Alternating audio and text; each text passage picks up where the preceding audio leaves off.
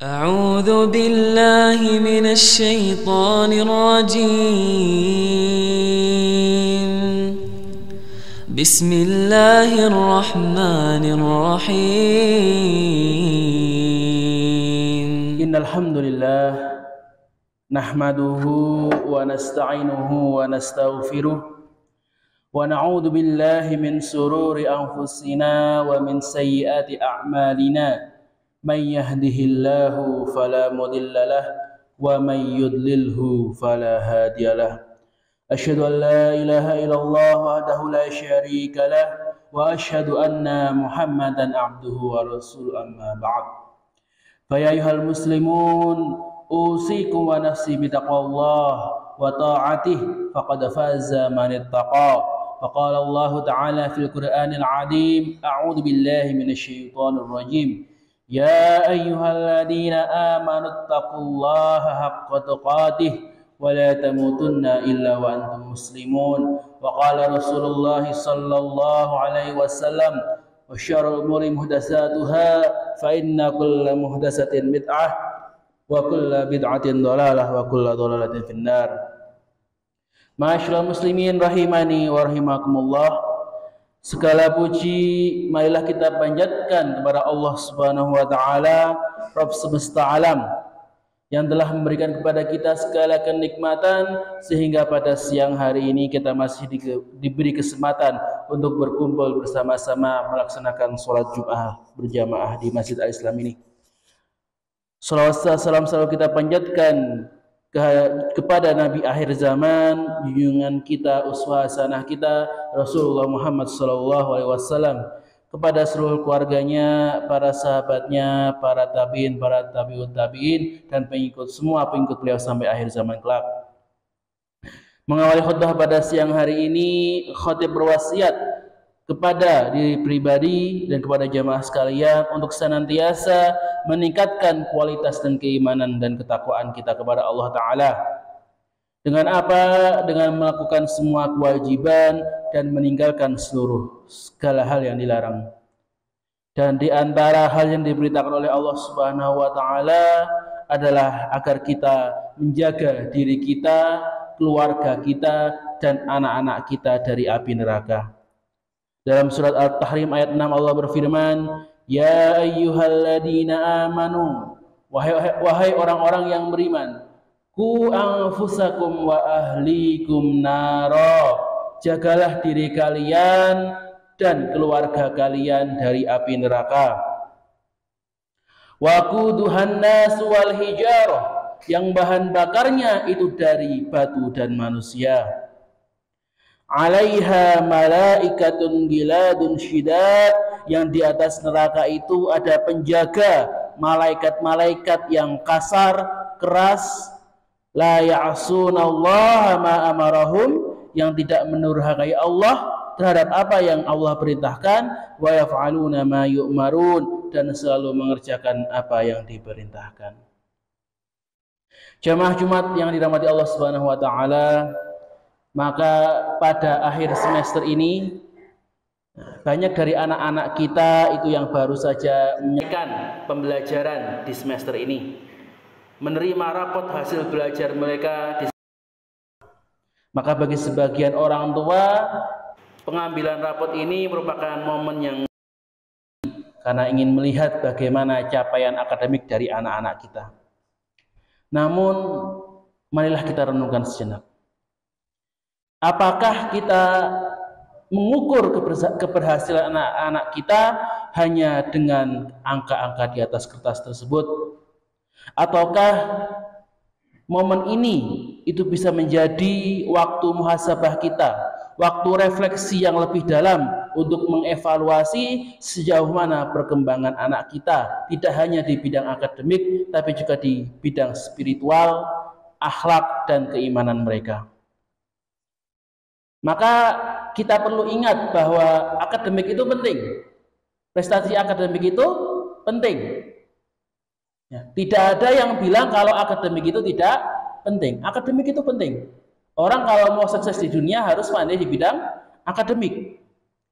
Tetapi walaupun akademik ini penting, itu bukanlah indikator dari semua keberhasilan.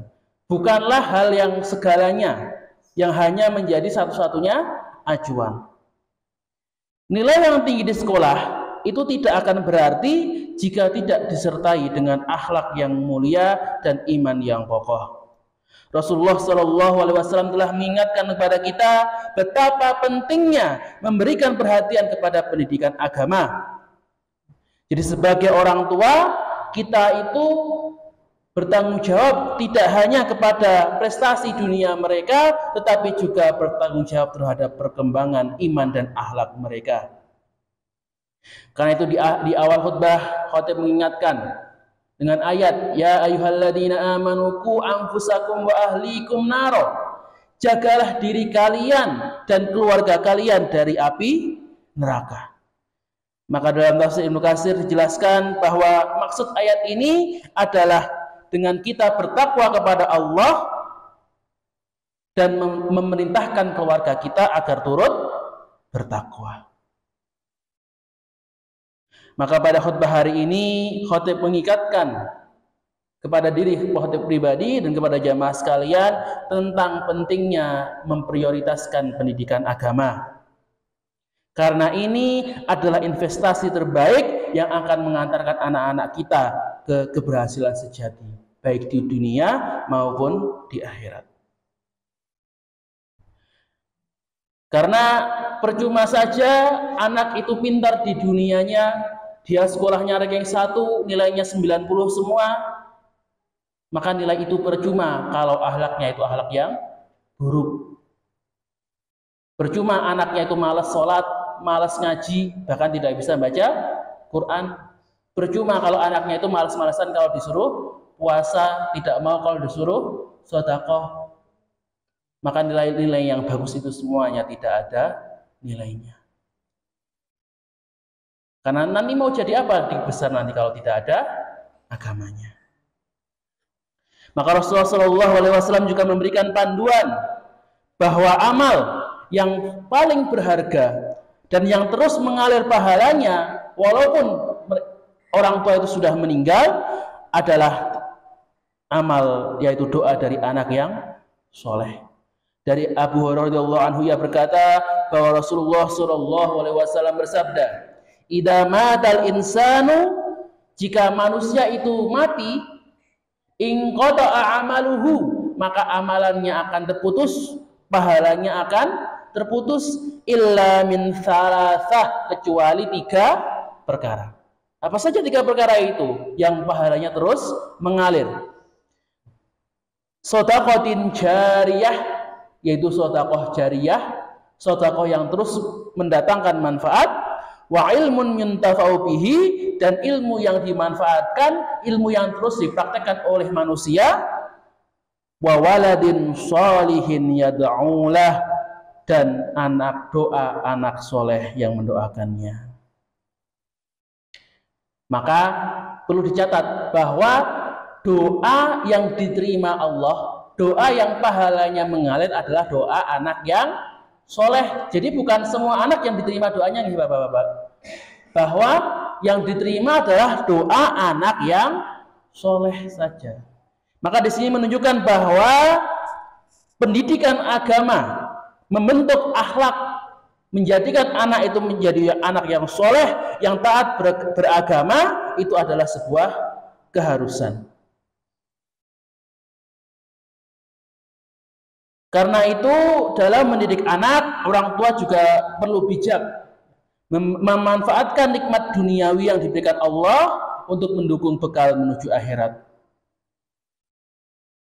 Jadi yang nilai-nilai akademik itu, kepintarannya itu tidak hanya didorong untuk meraih prestasi-prestasi dunia, tetapi juga harus kita bagaimana menggunakan nikmat tersebut untuk mendukung anak kita mencapai prestasi di akhirat. Allah Ta'ala berfirman, wabtaghi fima ataqallah, dan carilah pada apa yang telah dianugerahkan oleh Allah kepadamu, ad-darul akhirah, yaitu negeri akhirat. wala tansa nasibaka minad dunya, dan janganlah kamu melupakan bahagianmu di akhirat. Maka yang menjadi tujuan utama apa di sini? Allah jelas-jelas menunjukkan wabtaghi daral akhirah. Yang dicari adalah negeri akhirat. Negeri akhirat itu yang pertama, yang menjadi utama, yang menjadi sebuah prioritas. Jadi pendidikan itu yang pertama, yang menjadi pendidikan utama adalah pendidikan agama. Baru wala tansa nasibaka minad dunya. Tapi ya jangan lupa dunia. Jadi ya dunia juga diajarkan. Dunia itu tidak boleh diabaikan. Tapi tadi wala tansa, yang penting jangan lupa saja, jangan malah dijadikan tujuan utama. Dunia yang dipelajari itu hendaklah menjadi alat, menjadi fasilitas mereka agar anak-anak kita itu paham terhadap agama. Jangan malah menjadikan akhirat sebagai fasilitas untuk mencapai dunia. Naudzubillah min dzalik.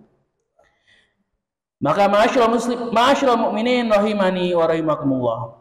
Dalam surat Ad-Dariyat juga disebutkan, Kutilal kharrasun, terkutuklah orang-orang yang banyak berdusta. Siapa itu?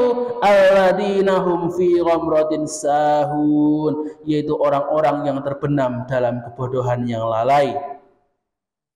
Maka kebodohan ini yang Allah sebut, yang dimaksud adalah bukan kebodohan dunia, bukan orang yang tidak bisa baca tulis, orang yang tidak bisa menghitung, atau orang yang tidak pandai matematika, bukan itu.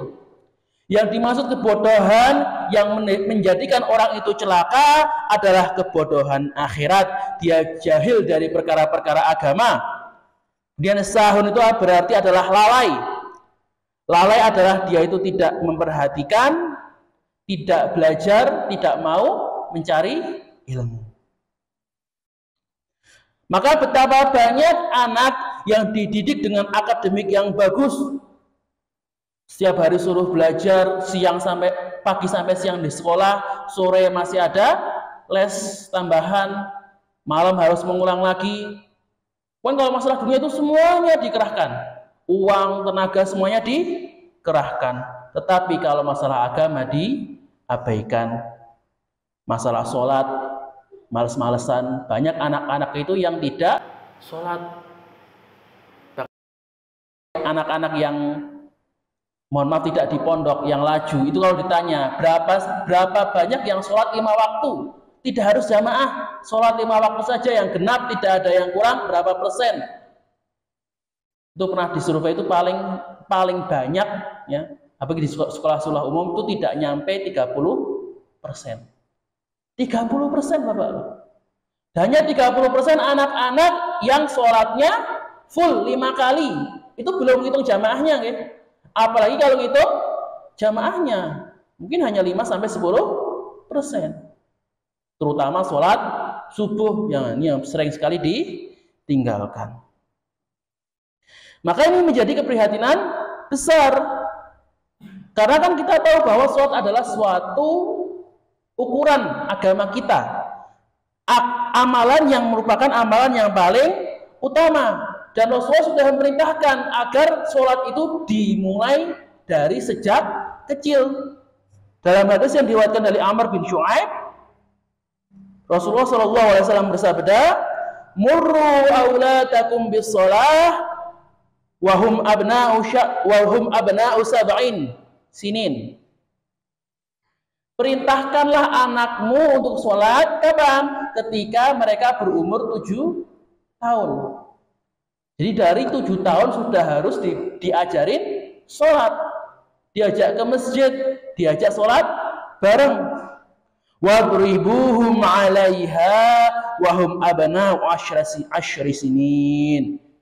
Dan pukullah mereka, hukumlah mereka kalau mereka tidak mau sholat ketika umur 10 tahun.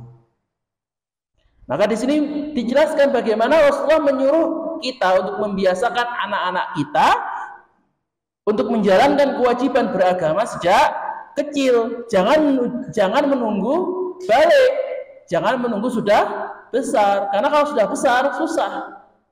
Banyak alasan, banyak apa? Alasan-alasan untuk menghindari ibadah tersebut. Dan berbanyak juga berdoa kepada Allah, meminta taufik kepada Allah supaya anak-anak kita itu taat di dalam beragama. Sebagaimana firman Allah Ta'ala, "May yahdillahi fahuwal muhtad." Maka barang siapa yang diberi petunjuk oleh Allah, maka dialah yang mendapatkan petunjuk. Yang bisa menjadikan hidayah datang kepada anak-anak kita itu adalah Allah Subhanahu wa Ta'ala.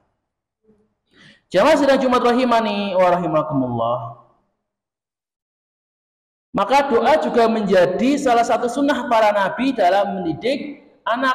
Di dalam Al-Quran banyak sekali doa-doa yang para nabi ajarkan kepada kita, yang menunjukkan bagaimana mereka itu selalu berdoa agar dikaruniai keluarga-keluarga yang soleh. Nabi Ibrahim SAW memohon, Rabbi habli minas solihin, dalam surat As-Saffat ayat 100. Wahai Rabbku, karuniakanlah aku anak yang termasuk dari orang-orang yang soleh. Begitu pula Nabi Zakaria juga berdoa dalam surat Ali Imran ayat 38. Rabbi habli min ladunka dzurriyyatan thayyibah innaka sami'ud du'a. Ya Rabbku, berilah aku dari sisi Engkau seorang anak yang baik, sesungguhnya Engkau Maha mendengar doa. Dalam surat Al-Furqan 74 Allah juga mengajarkan sebuah doa. Rabbana hab lana min azwajina wa dzurriyyatina qurrata a'yun waj'alna lil muttaqina imama. Yang artinya, wahai Rabb kami, anugerahkanlah kepada kami istri-istri kami dan keturunan kami sebagai penyejuk hati, dan jadikanlah kami pemimpin bagi orang-orang yang bertakwa. Ma'asyiral muslimin yang dirahmati Allah Subhanahu wa taala, maka selain doa, keteladanan, contoh itu juga sangat penting. Karena orang tua itu adalah cermin bagi anaknya. Orang tua adalah teladan bagi anaknya. Sa'ad bin Al-Musyayb rahimahullah pernah berkata kepada anaknya, La zidanna fi salati min ajlik. Wahai anakku, sungguh aku terus menambah salatku ini karena agar kamu menjadi soleh. Umar bin Abdul Aziz menegaskan hal ini dengan mengatakan, setiap mukmin akan meninggal dunia, maka Allah akan senantiasa menjaga anak dan keturunannya setelah itu. Maka mendidik anak itu tidak hanya sekedar mengajarkan ilmu saja, tidak hanya sekedar teori saja, tapi juga harus disertai dengan praktek, disertai dengan contoh. Maka jangan sampai kok anaknya disuruh sholat, tapi orang tuanya malah malesan. Orang tuanya menyuruh sholat subuh, orang tuanya malah tidur di kamar.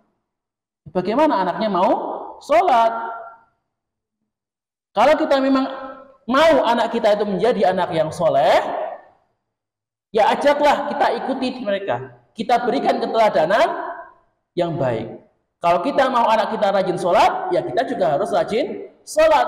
Anak kita mau rajin mengaji, kita juga harus rajin mengaji.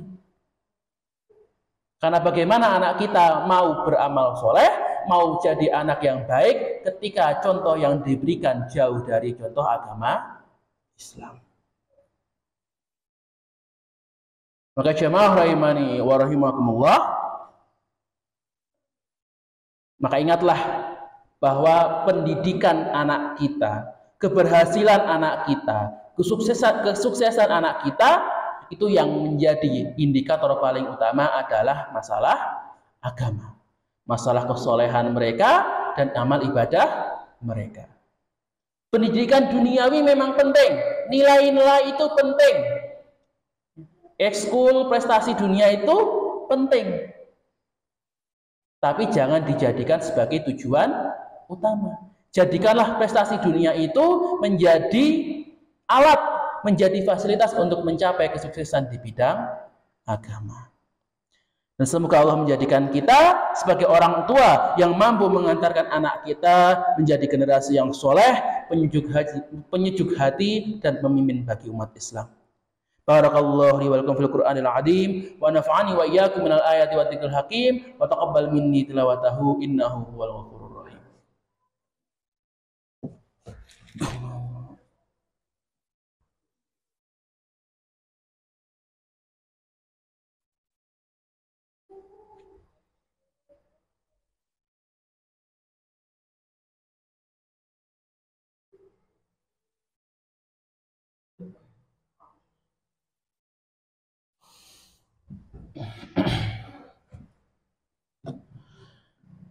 Alhamdulillah wa kafa wa usalli wa sallimu ala rasulihil mustafa wa ala alihi wa ala ashabi ahlil wafa. Asyhadu an la ilaha illallah wahdahu la syarika lah wa asyhadu anna Muhammadan abduhu wa rasul amma ba'd.